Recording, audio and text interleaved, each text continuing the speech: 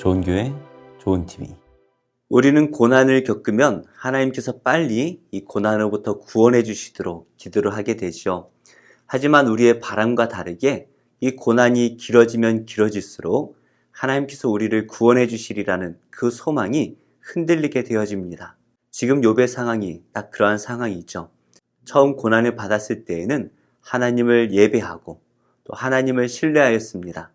하지만 이 고난이 길어지면 길어질수록 하나님께서 욥을 구원해 주시리라는 그 소망이 흔들리기 시작을 하는데요. 어떠한 내용인지 함께 살펴보도록 하겠습니다.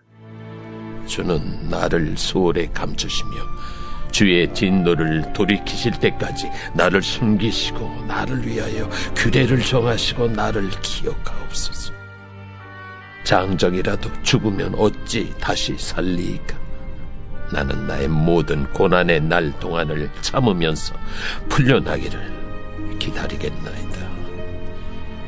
주께서는 나를 부르시겠고 나는 대답하겠나이다. 주께서는 주의 손으로 지으신 것을 기다리시겠나이다. 그러하온데 이제 주께서 나의 걸음을 세시오니 나의 죄를 감찰하지 아니하시나이까. 주는 내 허물을 주머니에 봉하시고 내 죄악을 싸매시나이다. 무너지는 산은 반드시 흩어지고 바위는 그 자리에서 옮겨가고 물은 돌을 닳게 하고 넘치는 물은 땅의 티끌을 씻어버리나이다. 이와 같이 주께서는 사람의 희망을 끊으시나이다. 주께서 사람을 영원히 이기셔서 떠나게 하시며 그의 얼굴빛을 변하게 하시고 쫓아보내시오니 그의 아들들이 존귀하게 되어도 그가 알지 못하며 그들이 비천하게 되어도 그가 깨닫지 못하나이다. 다만 그의 살이 아프고 그의 영혼이 애곡할 뿐이니이다. 욥은 13절에서 하나님께서 자기를 스올에 감추어 주시기를 바라고 있습니다. 스올이라는 곳은 하나님의 손이 닿지 않는 그러한 공간이라고 이해를 했을까요? 이 세상에서는 더 이상 소망이 없다라는 것을 깨닫습니다. 무엇보다 자기는 곧 죽을 것이죠. 그래서 욥은 이 스올이라는 곳에서 잠시 쉬기를 바라고 있습니다. 그런데 하나님께서 이 스올에 영원토록 묻게 만드시는 것이 아니라 기한을 정해놓고 이 스올에서 꺼내주시기를 바라고 있습니다. 주의 진노를 돌이키실 때까지 나를 숨기시고 나를 위하여 규례를 정하시고 나를 기억하옵소서. 언제까지입니까? 하나님께서 이 욥에 대한 진노를 돌이키실 때까지 이 스올에 감추어 주시기를 기도하고 있는 것이죠. 영원토록 이 스올에 갇히기를 바라지 않습니다. 하나님께서 진노를 돌이키실 때에 꺼내주시기를 바라고 있는데요. 규례를 정한다라는 것은 기한을 정한다라는 의미입니다. 하나님께서 이 스올에 갇힐 그 기한을 정해 놓으시고 그 진노가 풀리실 때에 자기를 꺼내달라고 요구하고 있는 것이죠. 그래서 14절 말씀에서 장정이라도 죽으면 어찌 다시 살리이까. 나는 나의 모든 고난의 날 동안을 참으면서 풀려나기를 기다리겠나이다. 욥은 스올에서 기다리면서 하나님께서 진노를 돌이키실 때까지 기다리겠다라고 말을 하는데요. 하나님께서 진노를 돌이키시고 또 이 욥을 풀어내실 때에 욥이 하고 싶은 것이 있습니다. 15절 말씀인데요. 주께서는 나를 부르시겠고 나는 대답하겠나이다. 하나님께서 욥에 대한 그 진노가 풀리실 때에 하나님께서 스올에 있는 이 욥을 부르시면 욥이 대답하면서 일어나게 될 것이다 라는 것을 말하고 있습니다. 물론 신학적으로 이 스올이라는 것이 어떤 곳인지 우리가 정확히는 알 수 없지만 우리가 죽은 후에 예수님께서 재림하실 때까지 우리가 거쳐야 하는 어떠한 장소가 아닐까라고 추정을 합니다. 물론 장로교 신학에서는 우리가 죽으면 스올로 가는 것이 아니라 낙원으로 갈 것이다 라는 것을 알고 있습니다. 하지만 이 욥이 그 낙원에 대해서는 아직 몰랐던 것 같아요. 그래서 죽으면 땅속에 묻히는 그곳을 바로 스올이라고 여기고 이렇게 고백한 것이 아닌가 여겨지는데요. 욥이 스올에 내려가더라도 하나님께서 돌이키셔서 그 욥을 반드시 불러주실 것을 확신하고 있습니다. 왜 그렇습니까? 하나님께서 주의 손으로 지으신 것을 기다리실 것이기 때문이다 라고 말하고 있죠. 하나님께서 자신이 직접 창조하신 그 피조물들을 너무나 사랑하셔서 비록 그가 죄를 지어 땅속에 묻힐지라도 하나님께서 돌이키시고 이 욥을 다시 불러주실 것이다 라는 것에 대해 확신하고 있습니다. 그때에 하나님께서 욥에게 어떻게 행하실까요? 이미 진노를 돌이키셨기 때문에 욥의 죄를 더 이상 나무라지 않으십니다. 16절 말씀에서 이제 주께서 나의 걸음을 세시오니 나의 죄를 감찰하지 아니하시나이까. 지금은 하나님께서 욥의 걸음까지 세시면서 욥을 감찰하고 계십니다. 그래서 욥이 어떠한 죄를 짓는지 다 지켜보고 계시고 과거에 지었던 모든 죄악을 다 끄집어내고 계시다라고 생각하고 있죠. 하지만 하나님께서 진노를 돌이키셔서 스올에서 꺼내주실 때에 그때 하나님께서는 자신의 허물을 주머니에 봉해버리시고 자신의 죄악을 싸매셔서 더 이상 죄를 묻지 않으신다라는 것을 확신하고 있죠. 지금 욥은 세상에서 어떠한 소망도 갖지 못합니다. 그러다 보니 하나님께서 이 세상이 아니라 죽음의 세상에 욥을 잠깐 감추어 주시고 모든 것이 지나가기만을 욥이 소망하고 있습니다.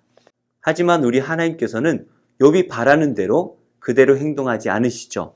18절 말씀인데요.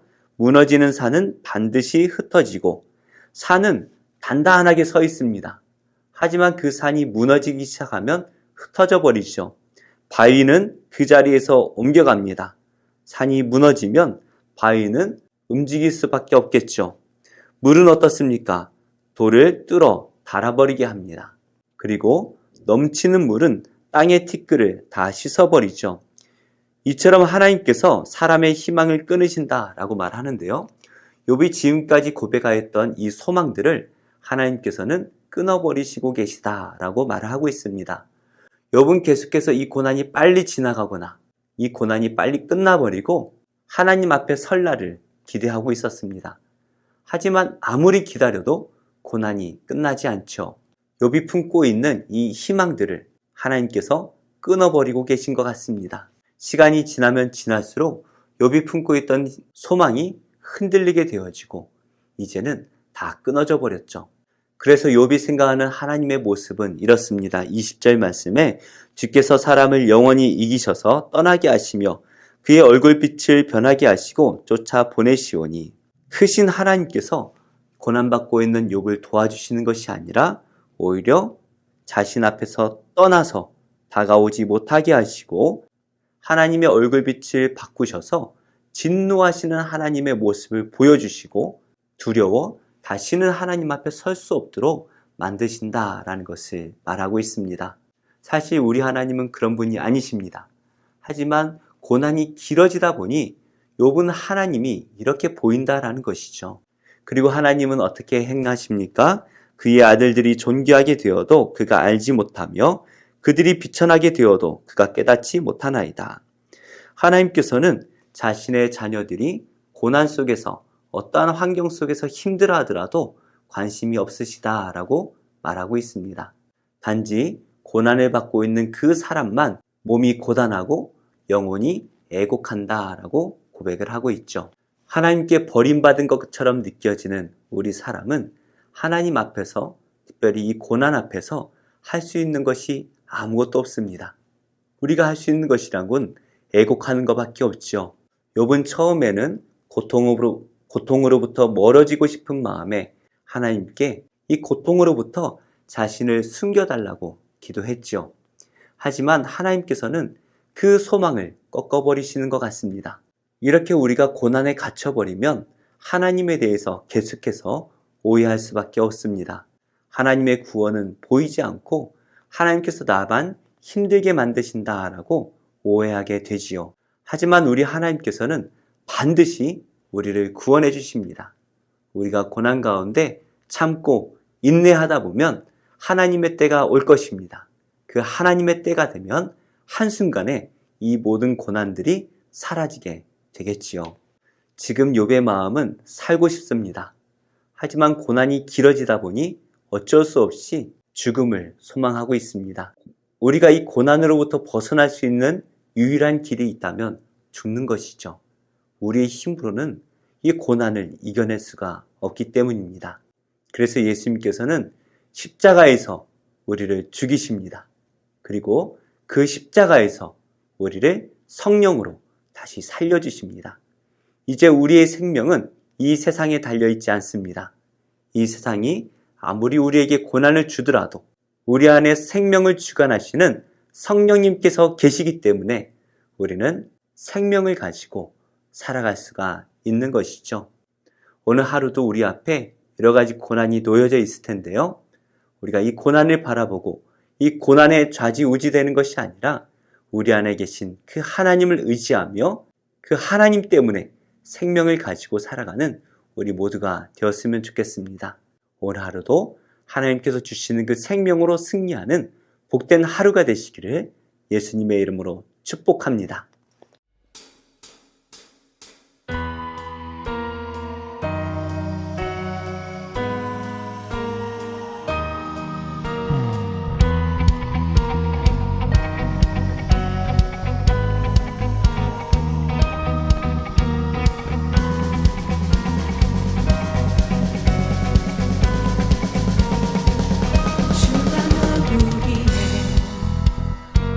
세상이 떠는가 온천한 그 앞에 굽혀 경배하네. 그는 여호와라 창조의 근원자 온 세상은 들어 다시 세우시네.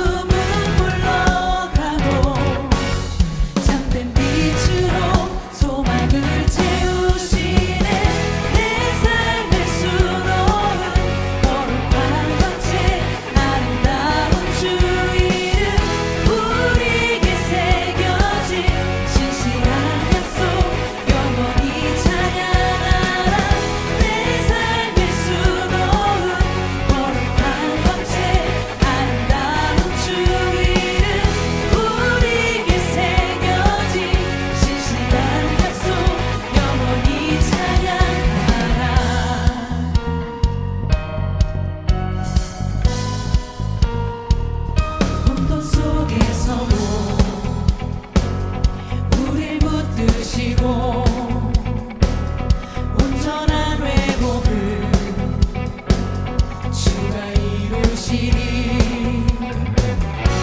작고 작은 나를 불러 역사하에 두셨네.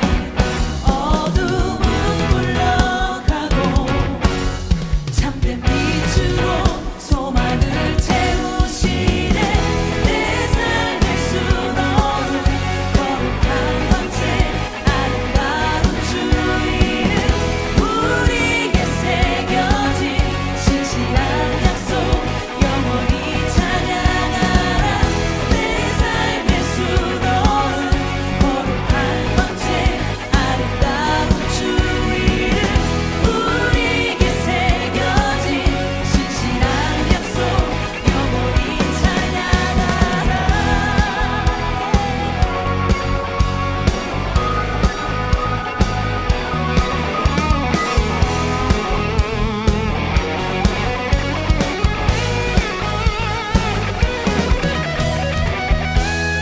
삶의 수놓은 거룩한 광채 아름다운 주 이름 우리에게 새겨진 신실한 약속 영원히 찬양하라.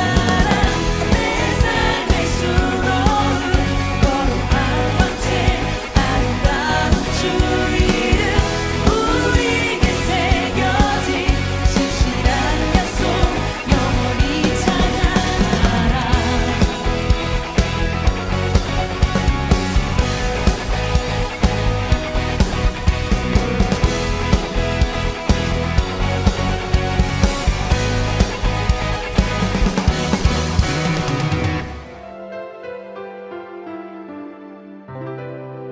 좋은 교회, 좋은 TV.